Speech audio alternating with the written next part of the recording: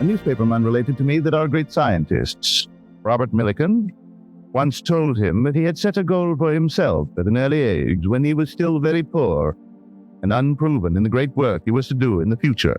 He condensed his dream of greatness and security into a simple statement, which statement implied that his dream of greatness and security was already realized. Then he repeated the statement over and over again to himself, until the idea of greatness and security filled his mind and crowded all other ideas out of his consciousness. These may not have been the words of Dr. Millikan, but they are those given to me, and I quote, "I have a lavish, steady, dependable income, consistent with integrity and mutual benefit.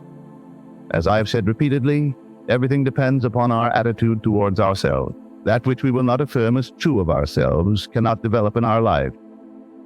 Dr. Millikan wrote his dream of greatness and security in the first person, present tense. He did not say, "I will be secure," for that would have implied that he was not great and secure. Instead, he made his future dream a present fact. "I have," said he, "a lavish, steady, dependable income, consistent with integrity and mutual benefit." The future dream must become a present fact in the mind of him who seeks to realize it. We must experience in imagination what we would experience in reality in the event we achieved our goal. The soul imagining itself into a situation takes on the results of that imaginary act. It does not imagine itself into a situation. It is ever free of the results. It is the purpose of this teaching to lift us to a higher state of consciousness, to stir the highest in us to confidence and self-assertion. For that which stirs the highest in us is our teacher and healer. The very first word of correction or cure is always arrive. If we are to understand the reason for this constant command of the Bible to arrive, we must recognize that the universe understood internally is an infinite series of levels. And man is what he is according to where he is in that series. As we are lifted in consciousness, our world reshapes itself in harmony with the level to which we are lifted. He who rises from his prayer, a better man, his prayer has been granted. To change the present state, we, like Millikan, must rise to a higher level of consciousness. This rise is accomplished by affirming that we are already that which we want to be. By assuming the feeling of the wish fulfilled, the drama of life is a psychological one which we bring to pass by our attitude rather than by our act. There is no escape from our present predicament, except by a radical psychological transformation. Everything depends upon our attitude towards ourselves. That which we will not affirm as true of ourselves will not develop in our lives. We hear much of the humble man, the meek man.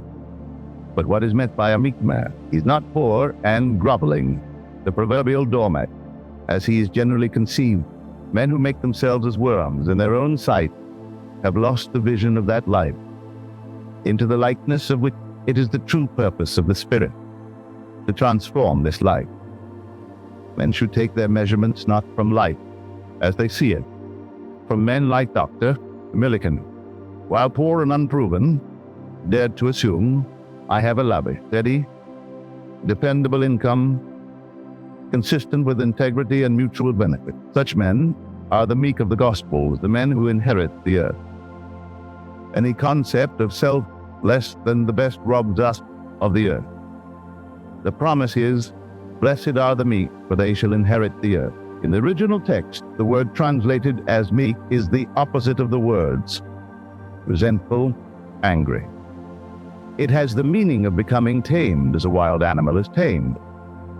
After the mind is tamed, it may be likened to a vine, which it may be said, "Behold this vine, I found it a wild tree, whose wanton strength had swollen into irregular twigs.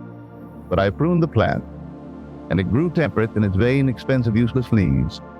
Nodded as you see into these clean, full clusters to repay the hand that wisely wounded it." A meek man is a self-disciplined man. He is so disciplined he sees only the finest, he thinks only the best. He is the one who fulfills the suggestion, brethren, whatsoever things are true, whatsoever things are just, whatsoever things are just, whatsoever things are lovely, whatsoever things are of good report. if there be any virtue, and if there be any praise, think on these. We rise to a higher level of consciousness, not because we have curbed our passions, but because we have cultivated our virtues.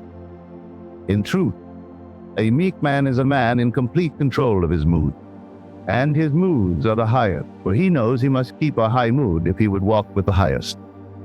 It is my belief that all men can, like Dr. Millikan, change the course of their lives. I believe that Dr.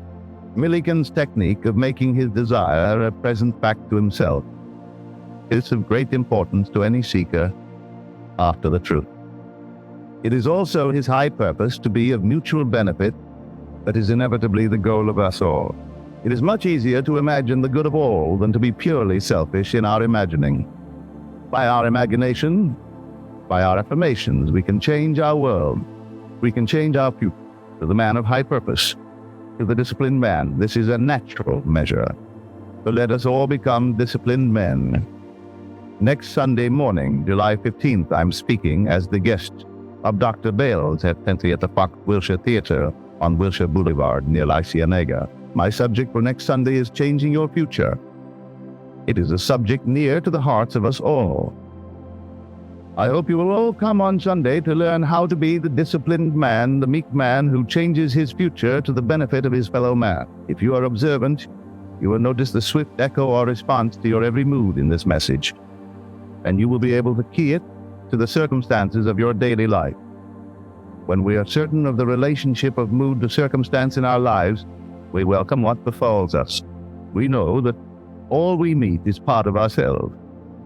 In the creation of a new life, we must begin at the beginning with a change of mood.